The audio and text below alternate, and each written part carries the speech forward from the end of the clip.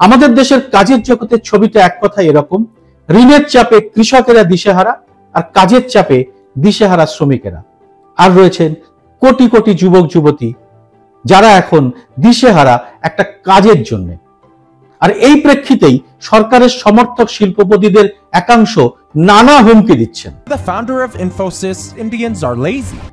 কেউ বলছেন সপ্তাহে 70 ঘন্টা কাজ করতে হবে, আবার কেউ আরেক কাঠি সরেস বলছেন সপ্তাহে 90 ঘন্টা কাজ করতে হবে, মানে 6 দিনে রোজ 15 ঘন্টা করে, আর হাতে থাকবে মাত্র 9 ঘন্টা।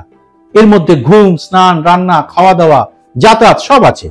সংসার, বাচ্চা, বাবা মা সব ভুলে যেতে হবে, কারণ দেশকে এগিয়ে রাখতে হবে। এই 70 ঘন্টা 90 ঘন্টা কাজের নিদান দেওয়া দুই শিল্পপতির নাম ইনফোসিসের নারায়ণ মূর্তি আর এলএনটির সুব্রামানিয়াম। এরা সবাই কিন্তু সুস্থ মানুষ আর বেশ নামী মানুষ, বড় বড় কাজ করেন, লোকে তাদের কথা শোনেন, আর তাই তারা তাদের মনোভাব প্রকাশ করেন অকপটে। আর অনেক শিল্পপতি আছেন তারা অবশ্য এসব কথা মুখে বলেন না, কিন্তু নীরবে তারা এই নীতি পালন করেন আমাদের দেশে। ঠিকই আমাদের মতো গরিব দেশেই এরা এই কথা বলার এবং তা করার সাহস রাখেন। উন্নত দেশ মানে ইউরোপ, আমেরিকা হলে এমন কাজ করলে কড়া শাস্তির মধ্যে পড়তে হতো, কিন্তু দেশটা গরিব আর বেকারে বেকারে ছয়লাভ, তাই এসব কথা দিব্যি বলা যায়, সঙ্গে আবার জুড়ে দেওয়া যায় দেশের কথাও। Our youngsters must say, this is my country. I want to work 70 hours a week. Yes, Saturday, Sunday ka is not an Indian thing. This is a Western thing. I regret I'm not able to make you work on Sundays, to be honest. If I can make you work on Sundays, I'll be more happier, because I work on Sundays also. What do you do sitting at home? How long can you stare at your wife? How long can the wife stare at your husband? তবে এদের কথা থেকে বোঝা যাচ্ছে কাজ রয়েছে প্রচুর, তবে সেই প্রচুর কাজ দুজন বা আরো বেশি লোকের মধ্যে ভাগ না করে একজনকে দিয়েই করাতে হবে, আর তাকে সামান্য বেশি টাকা দিয়ে ছিবড়ে করে ফেলে দিতে হবে, তাতে তাদের জান প্রাণ যায় তো যাক। যেমন হয়েছিল পুনের একটি নামী কর্পোরেটের চার্টার্ড অ্যাকাউন্টেন্ট অ্যানা সেবাস্টিয়ানের। আমাদের চারপাশে বহু কর্মরত যুবক যুবতী ওয়ার্ক লাইফ ব্যালেন্স করতে গিয়ে ভুগছেন নানা অসুখে, ভুগছেন মানসিক হতাশায়, কিন্তু কিছুতেই নতুন লোক নিয়োগ করব না, বরং ছাঁটাই করব কর্মীদের। কিন্তু কেন এমন হলো? কেন এভাবে হুমকি সংস্কৃতি দিয়ে কাজ করাতে হচ্ছে কর্পোরেটকে? চাকরি তৈরি করার জায়গাগুলো কি আগের মতো আর তৈরি হচ্ছে না? মোদির আগে যারা প্রধানমন্ত্রী ছিলেন তারা এই সমস্যার মোকাবিলায় কি করেছিলেন? আজকের এই এপিসোডে অত্যন্ত গুরুত্বপূর্ণ এই বিষয়টি তুলে ধরব। ভিডিওটি ভালো লাগলে অবশ্যই লাইক ও শেয়ার করার মতো ছোট্ট কাজটি করবেন, কারণ এটা করলেই ইউটিউব ভিডিওটি আরো বেশি সংখ্যক মানুষের কাছে পৌঁছে দেবে।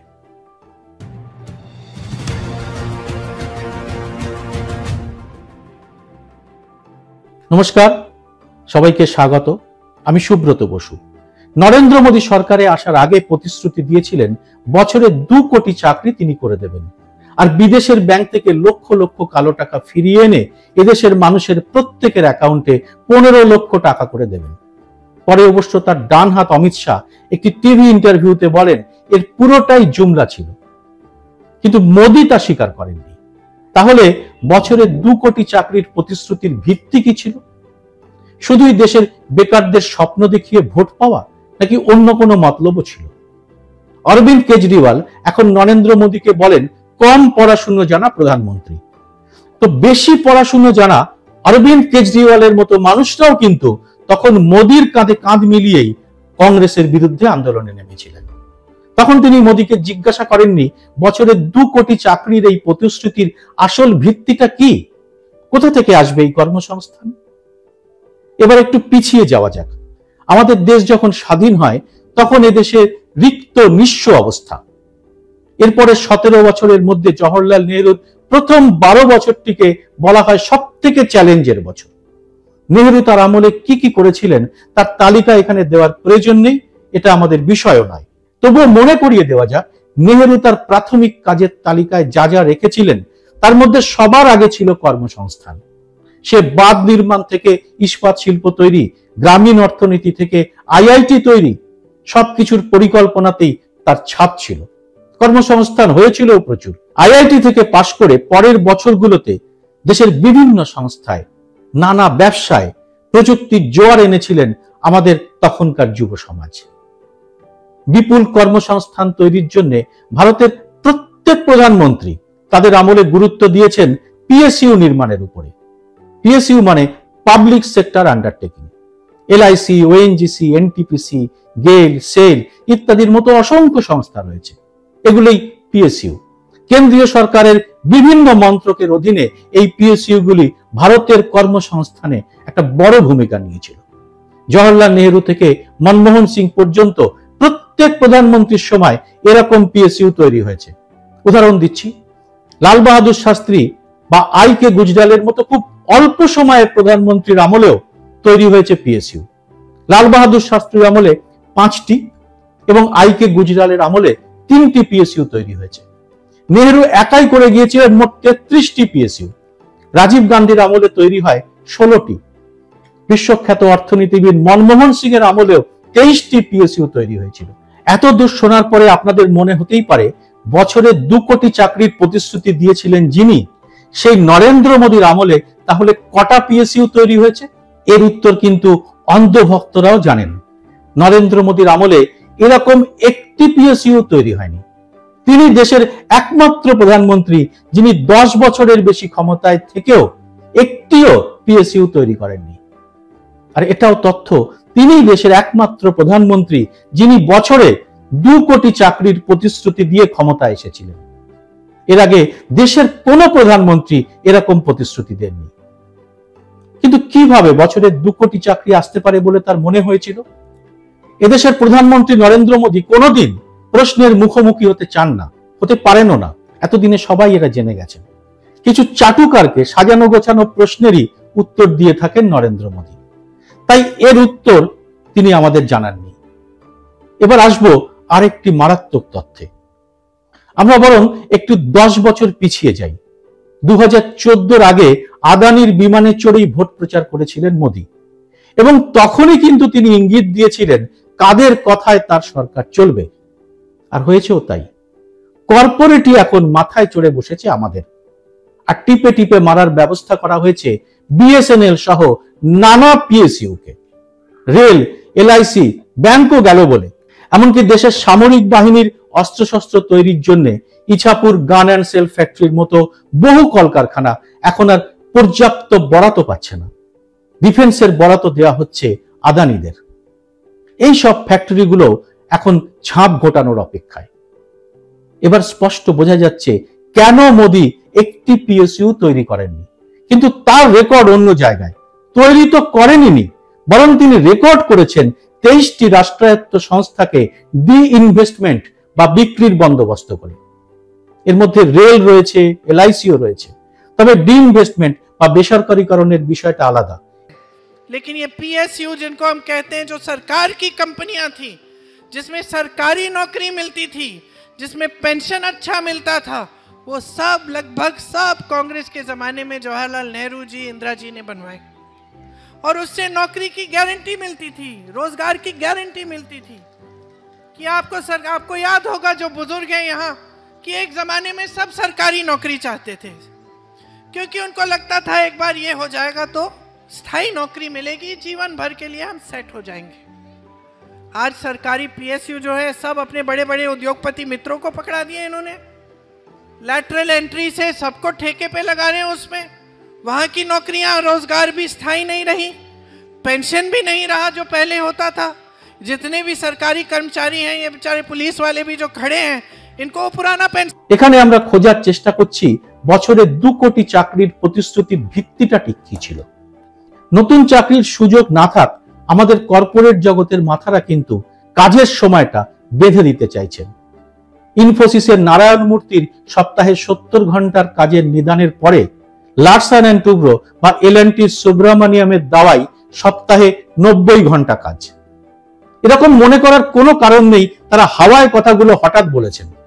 কর্পোরেট জগতের এই বড় মাথারা যখন এই কথা বলছেন, তখনই আসলে বিতর্কের জন্য একটা জমি প্রস্তুত করে নিচ্ছে নরেন্দ্র মোদী সরকার। কর্মসংস্থানের প্রশ্নটি ভুলে গিয়ে তখন তর্ক চলতে থাকবে কাজের সময় কতটা হবে তা নিয়েই। ভারতের শহরে ও গ্রামে বিপুল কর্মহীনতা, মারাত্মক বেকারির খবর আমি সম্প্রতি করেছি। যারা সেটা দেখেননি তাদের জন্য ডেসক্রিপশন বক্সে লিঙ্কটা দিয়ে রাখলাম। আর এটা এখন স্পষ্ট, যে কোনো কাজের জন্য যে কোনো সময় দিতে তৈরি আমাদের যুব সমাজ। মাঝে মধ্যেই বিভিন্ন সংবাদপত্রে বা চ্যানেলে দেখতে পাবেন সামান্য একটা কাজের জন্য MBA পাস বা ইঞ্জিনিয়ারিং পাস ছেলেমেয়েরাও ঝাঁপিয়ে পড়ছে। লক্ষ লক্ষ টাকা খরচ করে কম্পিউটার ইঞ্জিনিয়ারিং বা MBA পড়া ছেলে মেয়েদেরও অনেক কাজ রয়েছে, এমন নয়, বেকার বাড়ছে তাদের মধ্যেও। আর এটাকেই পুঁজি করছে এই শিল্পপতিরা। তবে তার আগে বলে নেওয়া ভালো, তথ্য জানার অধিকার আইনে আপনি যদি নির্বাচন কমিশনের কাছে নানা কারচুপি সংক্রান্ত বিষয়ে কোনো উত্তর জানতে চান, নির্বাচন কমিশন তার উত্তর দেবে না। ইতিমধ্যেই মেহবুব প্রাচার প্রশ্নের উত্তরে বেসামাল হয়ে তারা আইন মন্ত্রকের দ্বারস্থ হয় এবং আইনটি পাল্টে দেয়। কিন্তু বিপদটা অন্য। এবার আসছি সে কথায়। সরকারের তরফে গদি মিডিয়া এবং বিভিন্ন সংবাদ সংস্থার মাধ্যমে একটি বার্তা গত কয়েকদিন আগে ছড়িয়ে দেওয়ার কাজ শুরু হয়েছে। তা হলো, সরকারি কর্মচারীরা বেসরকারি কর্মচারীদের থেকে অনেক কম কাজ করেন। সরকারি কর্মচারী বনাম বেসরকারি কর্মচারী, এই লড়াইয়ে কর্মসংস্থানের উত্তর দিতে হয় না। সুইগি, জোম্যাটো, উবারের মতো যে সমস্ত সংস্থায় যুবক যুবতীরা উদয়াস্ত পরিশ্রম করে রোজগারটি করেন, তাদের কাছে সরকারি চাকরি একটা স্বপ্ন। আইটি সেক্টরের কাজের ধান্দায় বাংলার যুবক পৌঁছে যান ভিন রাজ্যে। তার মাতৃবিয়োগ হলেও ওই কাজের চাপে যথাসময়ে তার বাড়ি আসা হয় না। আবার স্টেট ব্যাংক অফ ইন্ডিয়ার প্রবেশনারি অফিসার হিসেবে চাকরি করা যুবতী মেয়েটি মাত্র 30 বছর বয়সেই সুগার, প্রেসার ইত্যাদি নিয়ে বেসামাল। এই তথ্যগুলি পাওয়ার জন্য আপনাকে গুগল ঘাঁটতে হবে না, নিজেদের বন্ধু বান্ধবদের মধ্যেই এর উত্তর পেয়ে যাবেন। আর সমীক্ষার তথ্য ঠিক তাই বলছে। তথ্য বলছে ভারতীয়রা গড়ে প্রতিদিন 422 মিনিট করে, মানে 8 ঘন্টার একটু বেশি সময় কাজ করেন। আর গড়পড়তা ভারতীয়দের চেয়ে দেশের সরকারি কর্মীরা কতটা কাজ করেন? সরকারি কর্মীরা মাত্র 45 মিনিট কম কাজ করেন। তার মানে কি দাঁড়াচ্ছে? বেসরকারি কর্মীদের চেয়ে মাত্র 45 মিনিট কম। আর সরকারি কর্মীদের সম্পর্কে আমাদের একটা ধারণা তৈরি করিয়ে দেওয়া হয়েছে যে তারা আসে যায় মাইনে পায়। সমীক্ষার রিপোর্ট তাহলে তো সে কথা বলছে না। রেল, ব্যাংক ইত্যাদি নানা ক্ষেত্রে যাদের বাড়ির মানুষটি কাজ করেন, তাদের সঙ্গে কথা বলে দেখবেন তো সরকারি চাকরি করেও তাদের কতজনের কাজ একজনকে করতে হয়। রেলের অনেক কর্মী এখন কার্যত নাওয়া খাওয়ারই সময় পান না, কারণ সেখানে 3 লাখেরও বেশি শূন্য পদে লোক নেওয়া হয় না দিনের পর দিন। শেষ করার আগে এই 70 ঘন্টা ও 90 ঘন্টার উদ্ভট প্রস্তাবের প্রেক্ষিতে 100 বছর আগে একটা ঘটনা জানাই। আজ থেকে 100 বছর আগে 1926 সালে বিখ্যাত শিল্প সংস্থা ফোর্ড মোটরসের মালিক হেনরি ফোর্ড শুরু করেছিলেন সপ্তাহে 5 দিনের কর্মসপ্তাহ। হেনরি ফোর্ড মনে করতেন কম সময় কাজ করালে শ্রমিকদের কাছ থেকে বেশি রিটার্ন পাওয়া যায়, শ্রমিকরা ফুর্তিতে কাজ করতে পারেন, মানসিক শারীরিক কোনো সমস্যা হয় না। 8 ঘন্টার শ্রম দিবস চালু করে তিনি মাইনেও ডবল করে দিয়েছিলেন। আর ঠিক তার 4 বছর পরে আরো এক কর্পোরেট এই নিয়মের সুফল দেখতে পেয়ে কাজের সময়টা কমিয়ে দিয়েছিলেন আরো 2 ঘন্টা, মানে 6 ঘন্টা। কেলগ সংস্থার মালিক WK কেলগ দিনে 6 ঘন্টা কাজ করাতে শুরু করেন, তবে তিনি কর্মীদের মাইনে কিছুটা কমিয়ে দিয়েছিলেন। এখনো যারা বিভিন্ন ইস্পাত কারখানার ব্লাস্ট ফার্নেসে কাজ করেন, তাদের ছোট ছোট টার্মে কাজ করতে হয়, অনেক কাজই করতে হয় মাত্র কয়েক ঘন্টাতে। আবার কারখানার অন্যান্য বিভাগে কাজ করা হয় সময়ের পরিমাপ করেই। কাজের ধরন অনুযায়ী সময়ের পরিমাপও পাল্টে পাল্টে যায়। আসল কথাটি হলো, প্রথমে চাই কর্মসংস্থান।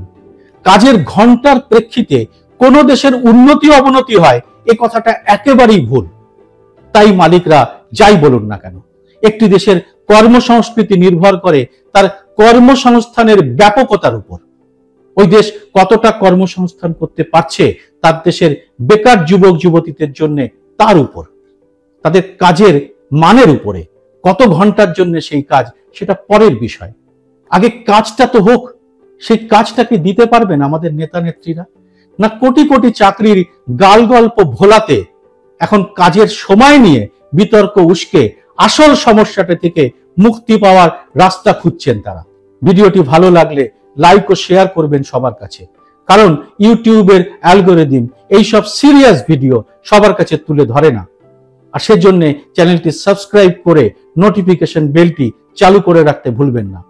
আর অ্যালগোরিদমের চক্কর থেকে মুক্তি পেতে এবং স্বাধীন সাংবাদিকতার পাশে থাকতে মাসে মাত্র 29 টাকা দিয়ে চ্যানেলের মেম্বারশিপ নিতে পারেন। জয় হিন্দ, সত্যমেব জয়তে।